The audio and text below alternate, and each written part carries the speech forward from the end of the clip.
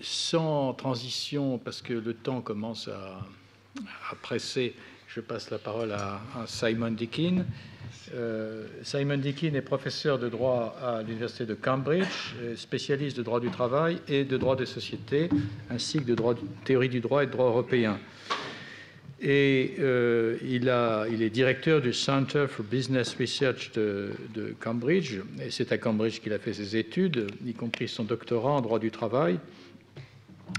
Et il a été professeur invité dans de nombreuses universités, donné des conférences tout autour du monde, notamment à Nantes, une période. Et il a publié des livres qui sont des livres de référence, tant en droit de la responsabilité civile, puisqu'il est l'auteur du Marquesinis and Deakin Tort Law, que du traité de droit du travail publié avec Gillian Morris chez Art Publishing. Nous avons un éditeur en commun, d'ailleurs, grâce à toi. Je te passe la parole, Simon. Merci beaucoup, Alain. Merci beaucoup pour cette invitation et bon après-midi à tous. Je vais donner des observations assez brèves, je pense, sur cette question, bien sûr complexe, sur le lien entre la justice sociale et l'efficacité économique et bien sûr le rôle de l'OIT. Je voudrais commencer par cette observation que l'OIT est le produit de la première mondialisation, c'est-à-dire la période autour de la fin du 19e siècle et du début du 20e, où il y avait des grandes circulations globales des personnes et des capitaux et une forte extension dans cette période-là de l'espace du commerce international. Et c'était le danger de la concurrence déloyale dans les standards du travail qui ont poussé les États européens initialement à adopter les premiers traités, les premières conventions de travail dans la décennie après 1890. Et cette première mondialisation, bien sûr, s'est soudainement arrêtée avec le déclenchement de la Première Guerre mondiale et la création de l'OIT par le traité de Versailles a été une réaction contre la guerre, oui, mais aussi contre les effets extrêmes d'une libéralisation de la commerce dans la période avant la guerre. Donc, l'OIT, c'est une institution très spécifique dans ce sens. Il a commencé par concrétiser exactement l'idée d'une fusion entre justice sociale et efficience économique parce qu'elle a concrétisé l'idée selon laquelle pour le commerce international soit durable, il fallait un accord entre les États sur les normes sociales et les normes du travail. Donc il y avait toujours un lien assez étroit entre les standards du travail et l'idée de la possibilité d'un commerce global et international. Et après la Deuxième Guerre mondiale, l'OIT est devenue l'instanciation de cette idée de la fusion entre les deux, la social justice et l'efficacité économique. Mais, bien sûr, à l'époque de la Deuxième mondialisation, qui a commencé avec la chute du mur de Berlin, cette idée de la fusion a été mise à l'épreuve. Et les normes internationales du travail ont été de plus en plus décrites comme un obstacle à la concurrence et au commerce. Nous pouvons, je pense maintenant, voir les effets de ce décalage. Peut-être c'est une erreur fondamentale, mais c'est un décalage. Les effets sont l'érosion du consensus sur le contenu fondamental des droits sociaux, et cette érosion a conduit à la montée des inégalités et de l'insécurité à un point tel que le régime commercial international est lui-même mis en péril, avec un retour au mur tarifaire et à l'autarcie toujours plus probable. Par exemple, le Brexit et les conflits de commerce entre les États-Unis et la Chine, ce sont les conséquences, je pense, de l'érosion de ce consensus. Cette réaction a d'ailleurs commencé dans les pays censés connaître un niveau élevé de développement économique et de croissance, bien qu'il figure également parmi les États qui ont connu la plus forte baisse d'égalité depuis les années 1970, c'est exactement les États-Unis et le Royaume-Uni. Alors que ces pays ont au moins depuis longtemps pris conscience des problèmes inhérents à la montée des inégalités, la solution proposée par l'OIT, qui est à savoir le renforcement des normes du travail transnational, cette solution n'a pas non plus été prise en compte. Elle a été rejetée en faveur du contrôle des migrations, une politique qui conduit dans la Grande-Bretagne, je pense, et aussi aux États-Unis, qui conduit à une montée du racisme et de la xénophobie institutionnalisée. Donc, articuler une alternative à ce scénario sombre est urgent, mais pas simple. Même au plus fort de son influence dans la période qui a suivi la déclaration de Philadelphie, l'OIT s'est battu pour réconcilier ses fonctions internationales de normalisation et de surveillance des standards du travail avec une certaine réalité économique, et c'est la réalité du développement inégal des États. Et même en ce jour, on ne sait pas à quel point exactement l'émergence des États-providence et du mouvement des travailleurs actifs en Europe et en Amérique du Nord dans le XXe siècle a été réalisée aux dépenses du développement économique et de la croissance dans les pays du Sud. C'est l'idée de la hypothèse formulée par Ralph Singer et Hans Prebisch dans les années 60. Les termes de l'échange, c'est-à-dire les prix relatifs des commodités internationales, favorisent systématiquement les pays plus développés. Je ne suis pas totalement convaincu que l'effet est en raison de l'État-providence et de la négociation collective dans les pays riches. L'État-providence en Europe peut-être n'est pas l'origine du développement inégal, mais c'est bien possible que l'inégalité entre les États, l'inégalité dans les termes d'échange, a facilité les stratégies d'égalisation à l'intérieur de l'État du pays Nord dans le XXe siècle. C'est un problème, on ne doit pas l'éviter. La question pour nous est maintenant, est-ce qu'il est possible de promouvoir le développement durable dans les pays du Sud sans baisser les conditions de travail dans les pays industrialisés? Pour aborder cette question, je pense, nous devons réunir deux discours discutés aujourd'hui qui sont restés en grande partie séparés. D'une part, le droit international du travail, qui consiste en une analyse juridique des normes contenues dans les textes juridiques et en leur comparaison avec la pratique sociale, et d'autre part, l'économie du développement qui étudie les sources de la croissance économique et les effets d'un développement inégal au sein des États et entre eux. Si on considère l'analyse juridique, je pense que l'analyse juridique doit aboutir à une compréhension plus nuancée des processus par lesquels les normes initialement conçues pour les États déjà industrialisés sont appliquées dans les autres pays. Alors que l'économie a besoin de mieux rendre compte de l'aspect développemental du droit du travail, c'est-à-dire de sa contribution propre à une croissance équilibrée et durable. Une nouvelle compréhension de la relation entre justice sociale et efficacité économique sera au cœur des deux projets, car elle les verrait comme des aspects à la fois conjoints et complémentaires du développement, plutôt que comme des opposés trop souvent perçus comme tels. Donc, si on considère par exemple les techniques qui sont à la disposition de l'OIT, c'est bien évident que la plus importante est la persuasion.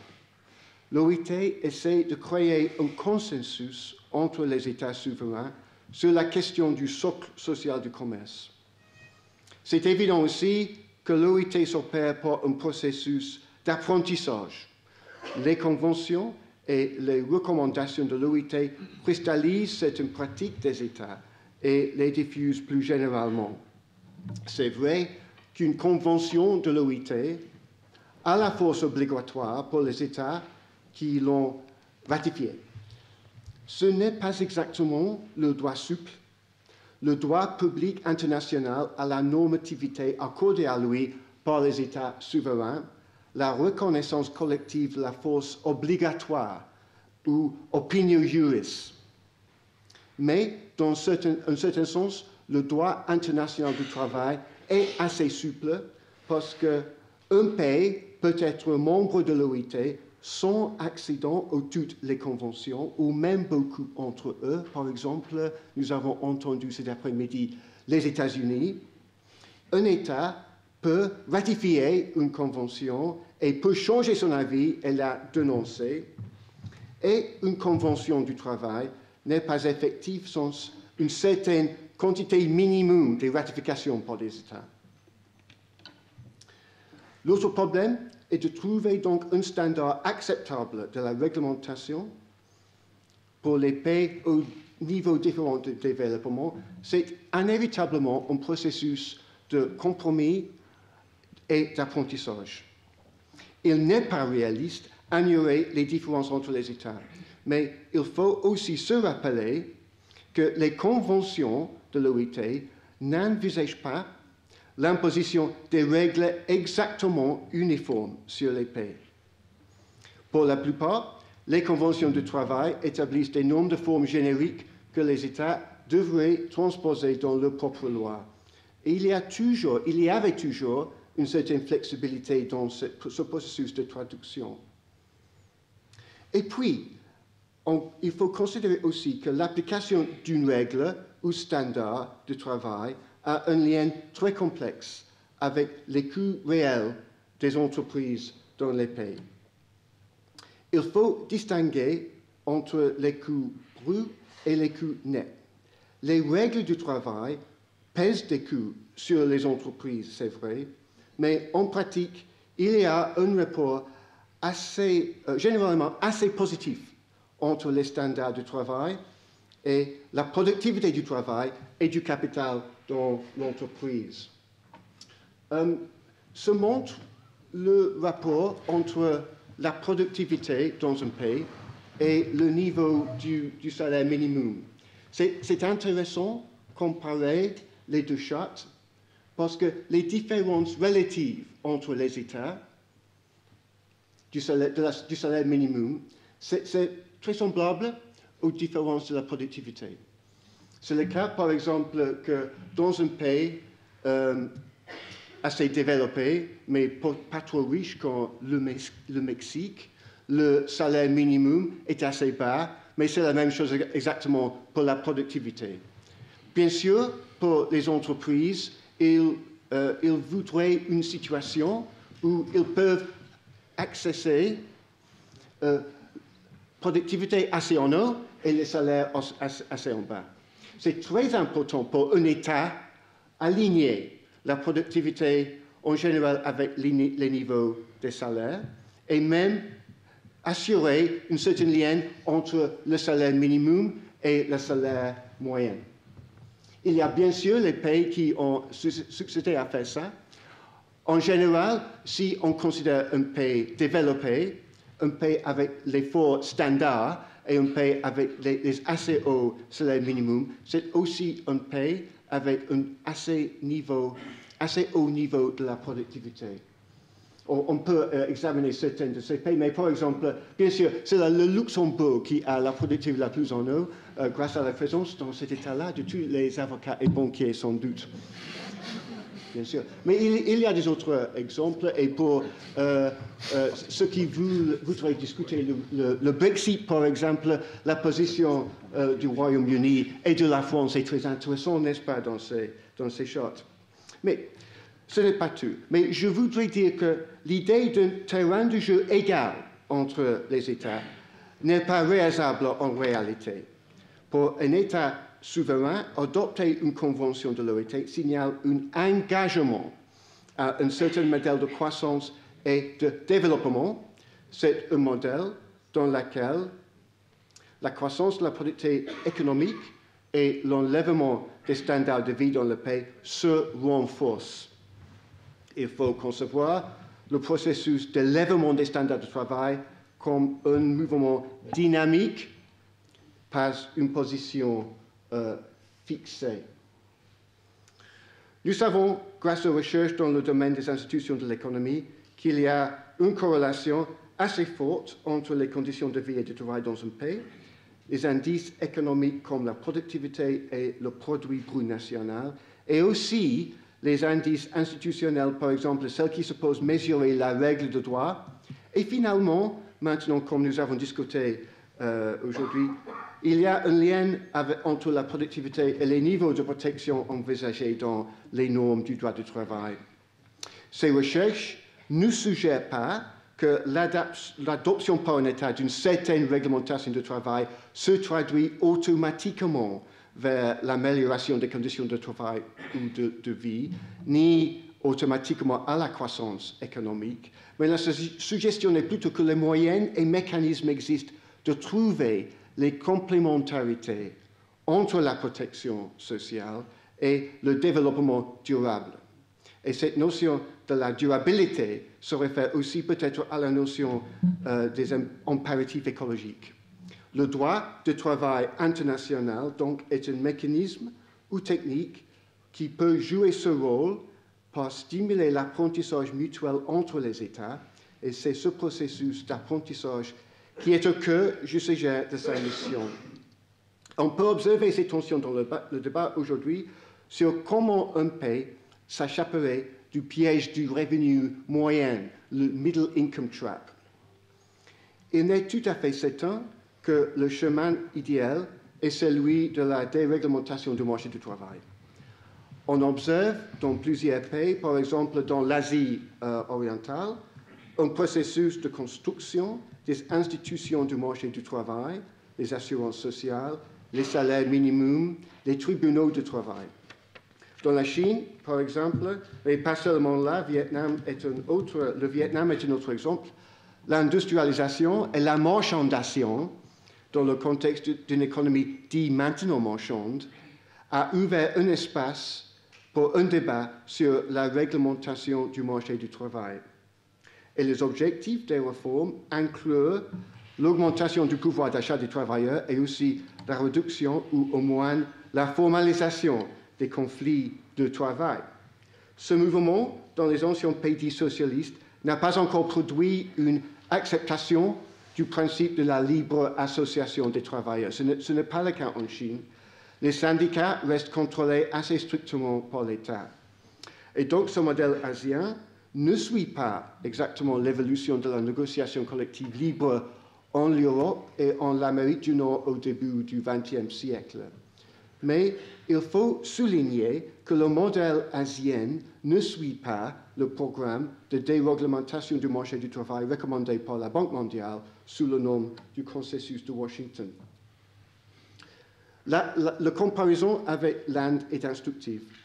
L'Inde a suivi une politique de la libéralisation de l'économie depuis les années 90. Le droit du travail indien, essentiellement hérité des années 40, reste très protectif en principe, mais est faiblement implémenté en pratique et risque la perte de sa légitimité. Et grâce à la possibilité de la dérogation du droit national au niveau des États locaux en Inde, on observe la fragmentation du système et la concurrence déloyale, la concurrence vers le bas, menée par l'État de Gujarat, qui est l'État de l'actuel Premier ministre du pays, M. Modi. Donc, l'Inde et la Chine, pour les raisons diverses, suivent les routes maintenant très différentes. C'est peut-être trop tôt prédire toutes les conséquences de ces évolutions, mais évidemment, les pays ont un choix. Pour conclure, je dirais que l'OIT ne peut pas s'imposer sur les États en développement un certain modèle. Ces États retiennent une assez grande flexibilité dans la politique du travail.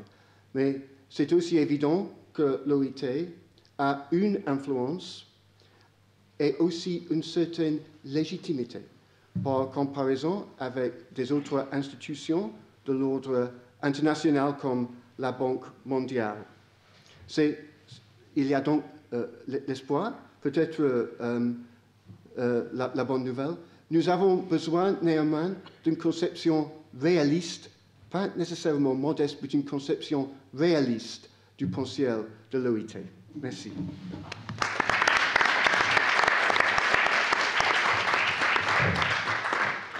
Merci beaucoup, cher Simon. Bon, et merci d'avoir tenu le temps très strictement. Nous aurons l'occasion de continuer à explorer les travaux du professeur Deakin, puisqu'il a accepté l'invitation de l'Assemblée des professeurs du Collège de France à venir donner une série de conférences qui devait se tenir initialement en même temps que mes cours, mais il a très gentiment accepté de reporter de façon à ce que ça soit coordonné avec mes propres cours. Et donc, j'ai noté le 15 et le 22 mai, tu donneras 2 fois 2 heures de conférence. Vous êtes tous conviés. Ça se passera, je crois que c'est dans l'amphithéâtre Budet de mémoire. Mes propres cours, je profite pour faire mes petites annonces, hein, excusez-moi, commençant le 27 mars et le dernier ayant lieu le 22 mai. Ce sera les mercredis matins à 9h30, à 10h30, si ma mémoire est bonne.